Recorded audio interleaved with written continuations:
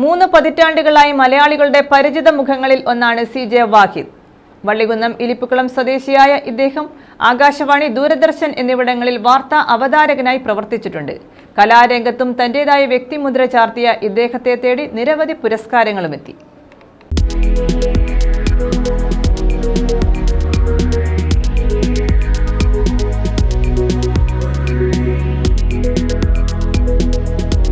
CJ വാഹിദ് മലയാളികളുടെ സ്വീകരണ മുറികളിലെ ഒരു കാലത്തെ നിറസാന്നിധ്യമായിരുന്നു ഈ മുഖം.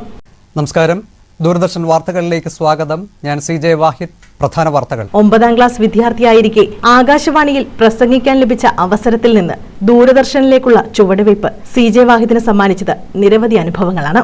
ബാല്യത്തിൽ മനസ്സിൽ കയറിയ അവതാരകനാകാനുള്ള മോഹം 1989 ജലസേചന വകുപ്പിൽ ജോലി ലഭിക്കും വരെ തുടർന്നു. തൊട്ടടുത്ത വർഷം തൊഴിൽ വാർത്ത വായിച്ചുകൊണ്ട് ദൂരദർശനിൽ ഔദ്യോഗിക തുടക്കം. ആദ്യമായി ദൂരദർശനിൽ എന്റെ മുഖം തെളിയുന്നു. തൊഴിലവസര വാർത്തകൾ എന്ന ദൂരദർശന്റെ അന്നത്തെ വളരെ ഹിറ്റായിട്ടുള്ള ഒരു പ്രോഗ്രാമിലൂടെയായിരുന്നു തുടക്കം. ആ പ്രോഗ്രാം ഏതാണ്ട് എനിക്ക് തോന്നുന്നു ഒരു 10 വർഷത്തോളം വായിച്ചു. അതിനോടൊപ്പം തന്നെ നിയമസഭാ വാർത്തകളും തുടർച്ചയായി ചെയ്തുകൊണ്ടിരുന്നു. ഇടയ്ക്ക് പ്രധാന വാർത്തകളിലേക്ക് വന്നു. പിന്നീട് മുഖ്യ വാർത്തകൾ കിട്ടാൻ കുറച്ചുകൂടി കാലതാമസം ഉണ്ടായി. പക്ഷെ ആ ഇടയ്ക്കാണ് പ്രശസ്ത കവി NN കക്കാടിന്റെ മകൻ, പ്രൊഡ്യൂസറായ അവിടെ ജോലി ചെയ്തിരുന്ന ശ്രീകുമാർ കക്കാട്, അദ്ദേഹമാണ് എന്നെ യഥാർത്ഥത്തിൽ കൃഷിദർശന്റെ അവതാരകനായിട്ട് ക്ഷണിക്കുന്നത്. അങ്ങനെ അതൊരു നല്ല തുടക്കമായിരുന്നു. ഞങ്ങളുടെ രണ്ടുപേരുടെയും കൂടെ ചേർന്നുണ്ടായിരുന്ന ഒരു കൂട്ടുകെട്ടില് ഒട്ടനവധി നല്ല പരിപാടികൾ ദൂരദർശന് വേണ്ടി ചെയ്യാൻ എനിക്ക് സാധിച്ചു. അതിനുള്ള അവസരം ശ്രീകുമാർ സാർ എനിക്ക് തരികയായിരുന്നു. പിന്നീട് നിരവധി പരിപാടികളിൽ അവതാരകനായി തുടർന്നു. 3 പതിറ്റാണ്ടുകളായി മലയാളിയുടെ പരിചിത മുഖങ്ങളിലൊന്നായി CJ വാഹിദ് മാറി. എന്നെ സംബന്ധിച്ചിടത്തോളം ഒരുപാട് പേരുടെ സപ്പോർട്ട് അവിടെ എനിക്ക് ലഭിച്ചു എന്നുള്ളതാണ് എനിക്ക് ഏറ്റവും വലിയ ഒരു പ്രചോദനമായിരുന്നത്.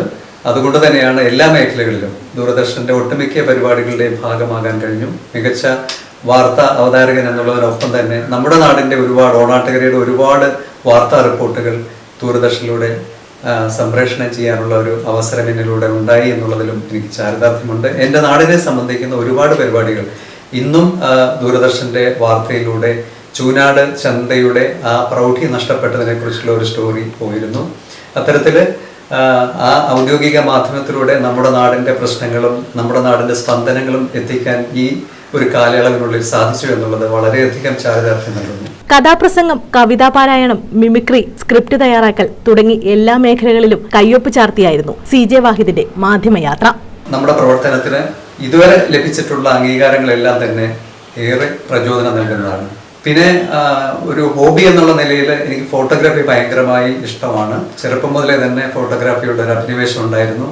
അങ്ങനെയാണ് സോഷ്യൽ മീഡിയയിൽ എൻ്റെ പേജിലൂടെ ആയിരക്കണക്കിന് ഫോട്ടോകൾ എൻ്റെ ഗ്രാമം, എൻ്റെ കേരളം എന്നൊക്കെ പറഞ്ഞുള്ള ആൽബങ്ങളിലായിട്ട് ഷെയർ ചെയ്യാനും അത് നല്ല അഭിപ്രായം അതിന് കിട്ടിക്കൊണ്ടിരിക്കുന്നുണ്ട്. ഇപ്പോൾ ഈ തലത്തിലൂടെ ഞാൻ അതിൻ്റെ ഒരു പരമ്പര തന്നെ എഴുതുന്നുണ്ട്. ആ ചിത്രങ്ങളും അതിനോടൊപ്പമുള്ള കഥകൾ ചേർത്തുകൊണ്ട്. വള്ളികുന്നം ഇലിപ്പിക്കുളം ചെങ്ങാപ്പള്ളിയിൽ വീട്ടിൽ ജലാലുദ്ദീൻ ഫാത്തിമ കുഞ്ഞ് ദമ്പതികളുടെ 6 മക്കളിൽ ഇളയവനായിരുന്നു CJ വാഹിദ്. മികച്ച അവതാരകനുള്ള അടൂർ ഫാസി പുരസ്കാരം ഉൾപ്പെടെ നിരവധി പുരസ്കാരങ്ങളും ഇദ്ദേഹത്തെ തേടിയെത്തി. CJ വാഹിദിന്റെ പല റിപ്പോർട്ടുകളും 18 മില്യൺ വരെയുള്ള ആളുകൾ കണ്ടത് ദൂരദർശനെ സംബന്ധിച്ചിടത്തോളം റെക്കോർഡ് നേട്ടമായിരുന്നു. JDUവും RJDയും കോൺഗ്രസും അടങ്ങുന്ന സഖ്യം 178 സീറ്റുകളിൽ വിജയം ഉറപ്പിച്ചു. ദൂരദർശനിലെ ഒരു മാധ്യമ പ്രവർത്തനം എന്ന് പറയുന്നത് എന്നെ സംബന്ധിച്ചിടത്തോളം ഒരു പാഷനായിരുന്നു. അതിനോട് അത്രത്തോളം എനിക്ക് ഡെഡിക്കേഷൻ ഉണ്ടായിരുന്നു. പുതിയ തലമുറയ്ക്കും അത് മാതൃകയാക്കാവുന്നതാണ് തീർച്ചയായിട്ടും. കാരണം ഏതൊരു തൊഴിൽ ചെയ്തു കഴിഞ്ഞാലും അതിനോട് നമ്മൾ പൂർണ്ണമായിട്ടും അതിനൊരു ഡെഡിക്കേഷൻ നമ്മൾ കാണിച്ചേ മതിയാകൂ. അങ്ങനെ ഉണ്ടെങ്കിൽ മാത്രമേ നമുക്ക് ആ രംഗത്ത് ശോഭിക്കാനാവുകയുള്ളൂ. അതിൽ നമ്മുടെ ആരോഗ്യമോ സമയമോ ധനമോ ഒന്നും ഞാൻ നോക്കാറില്ല. അത് നോക്കാതെ ആ രീതിയിൽ മുന്നോട്ട് പോയത് കൊണ്ടാണ് ഇത്രയധികം അംഗീകാരങ്ങൾ ഒരു പക്ഷേ എന്നെ തേടിയെത്തിയത് എന്നുള്ളത് വളരെ വിനയപൂർവ്വം ഞാൻ ഉണർത്തുകയാണ്. News bureau, Vallikunnam.